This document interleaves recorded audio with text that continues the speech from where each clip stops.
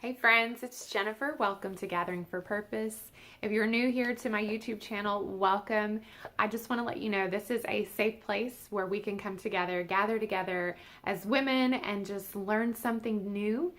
Hopefully something that the Lord is putting on my heart, I can share it with you and maybe give you a little encouragement or a little inspiration. But I talk, anywhere from faith to marriage to womanhood, wives, how to deal with children, just self-care, friendships, the whole the whole life of a woman, I guess. So I just like to come on here and have this space where I can share my heart to you, and it's just an area where I feel like God is calling me to serve you in a way. So today I want to talk about 3 ways that we can be better wives and improve our marriages.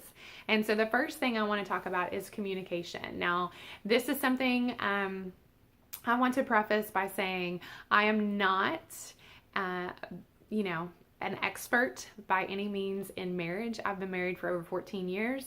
But I do know that through those years, we have had some really high highs and some really low lows, and I've learned a lot over time through our journey.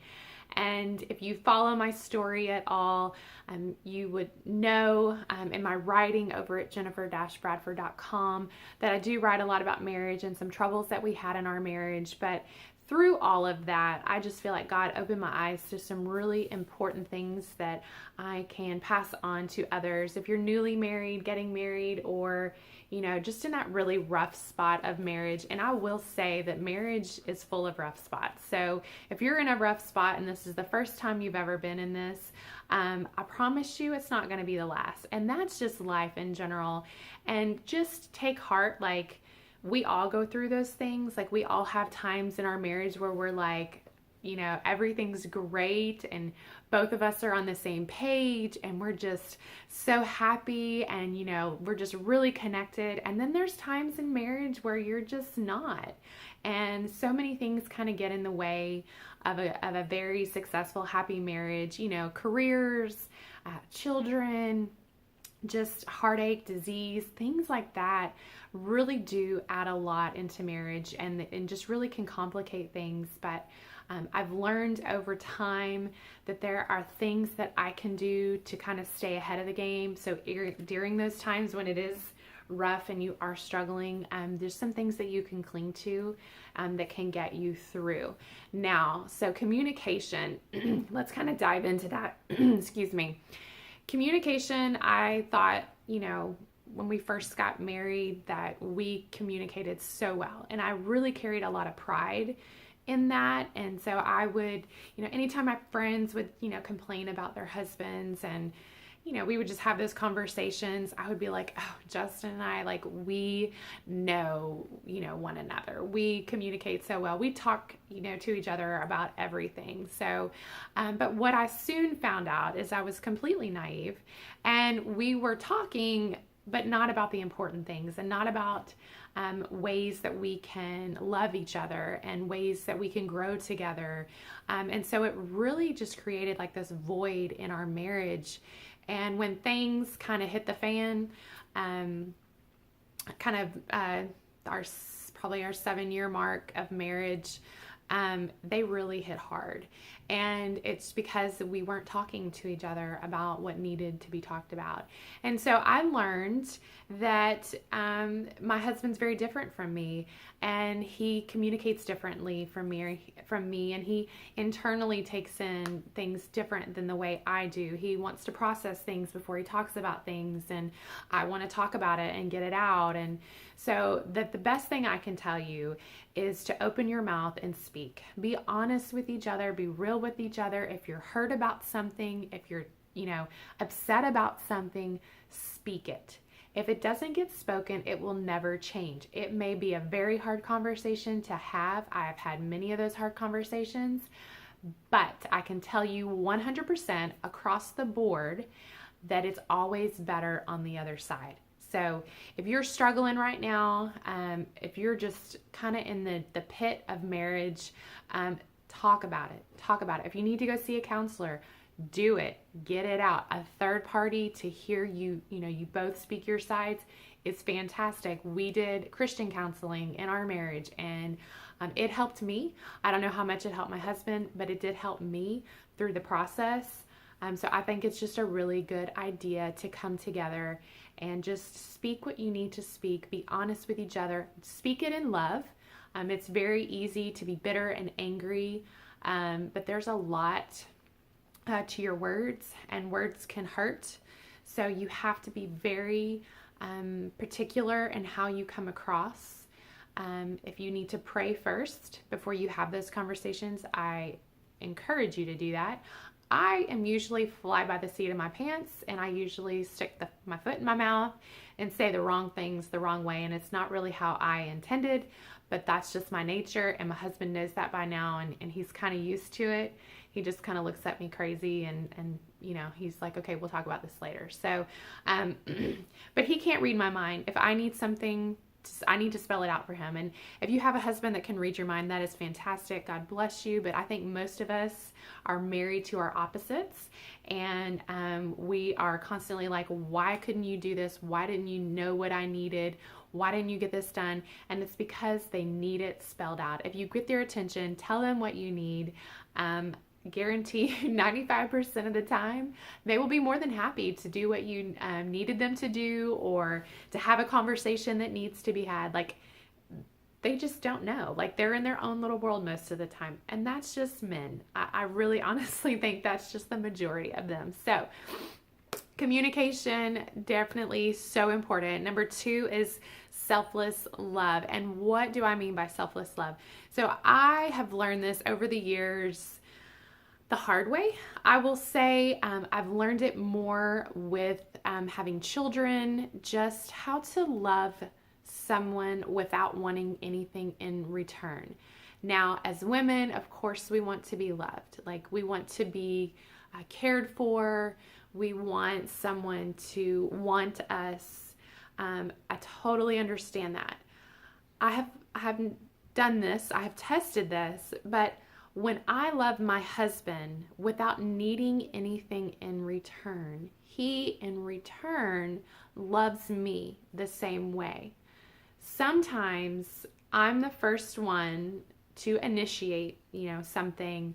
And sometimes you get frustrated and you're like, why do I always have to be the first one to do, X, Y, or Z? Like, why can't he do it?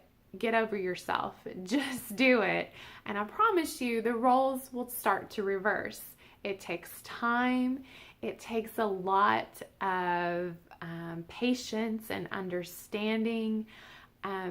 We're not perfect. We did not marry perfect people.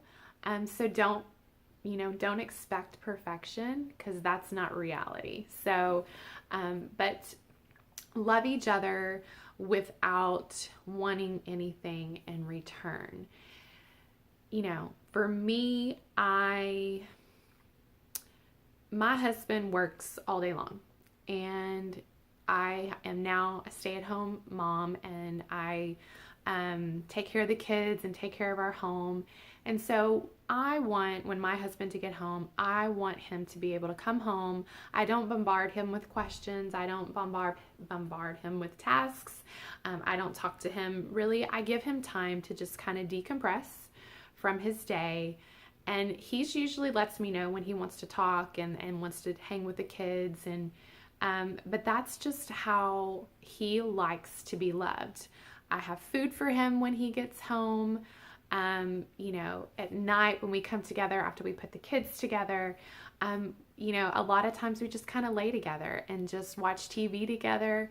And that's just something, I may want to have a deep conversation, or we just finished a Bible study a couple of months ago, and that was just something I had been wanting to do together for such a long time. And he just kept telling me, no, I don't want to do it right now. I don't want to do it. And then finally, after just letting him be, he did it. And that was his way of showing me love. So it's a give and take. But I've just, tell yourself, like, okay, I'm going to do this, and I'm going to do this, and I'm going to do this, and I'm going to give, and I'm going to give. God will reward you. And really, it's God working within him to bring that change in your marriage. And that's God working within us to bring the change in with marriage. So, communication, selfless love, and lastly is prayer. And this is probably the most important number one thing that I can tell you that is so crucial in a marriage. Now, I will say, prior to our breakdown in our marriage, we were in prayer and we were doing the right things, but we weren't. I wouldn't say we were praying for each other. We weren't praying for our marriage. We weren't coming together and like letting the cards out, like just letting God take over our marriage. We were much, I guess I would say I was trying to control it all, because I can be a little bit of a control freak. So, but all that's to say is I have learned so much about praying for my husband to be the type of husband that I desire and that I need. You know, I think at 36 years old and with kids, like, you want someone to lead the family. You want someone to spiritually lead your family and to lead you and things of that nature. And that just comes with time. You know, men, it just takes time for them. And so years ago, I started praying just from some things that I was struggling with my husband. And really, God has just transformed him. And it's been kind of an amazing thing to see, because you get to a point where you're like, really, is he ever going to change? And then God just keeps working and working, and I keep praying and praying, and then I just start to see these changes. And it can be the same for you. So pray for your husband, pray for yourself on how to be a good wife. Sometimes I think I am doing everything right and I'm just the most awesome wife. And then I have those days where I just completely wipe out everything I thought that I was good at. And I just show my true colors, right? Like, I'm a complete moron sometimes. But every day is a new day, right? There's grace. There's an abundance of grace with God. And so I just have to tell myself, Jen, you know, just pray that God will open your eyes to areas that you need to improve in. How can you be a better wife? What do you need to do to support your husband, to be a helper to your husband? Lord, show me how I can love him better. The most important thing with prayer, in my opinion, is when you're praying for the other party, pray for your marriage as a whole. The enemy is going to attack your marriage all the time, all the time. There will be distractions. There will be temptations. It's going to happen. Do you have the tools to fight back for your marriage? And pray for your family as a whole. Pray for if your husband's the provider, if you're a working mom, and just pray how y'all can have careers together, take care of a family, and still have that bond. My husband and I remember just kind of when I was working and he was working a lot, and, you know, with the kids and coming home and having dinner, and like, we used to argue so much, like, what's for dinner? Why do I have to cook dinner? You need to cook dinner. I'm running late. You need to pick up the kids from daycare. And it was just this constant battle with us. And then finally, it's like, okay, I'm going to prepare. Like, I'm going to plan out everything for the week. Like, this is the calendar. This is what's going on. This is what's for dinner. If you get home first, get started. When I get home, I'll come together. We'll help each other, and we're going to work together to make this meal together. Just things like that. Plan it out. Prepare for it. Make changes where there's breakdowns. God, how do we fix this? Another area that you can break down in is the intimacy of your marriage. And this is my last point.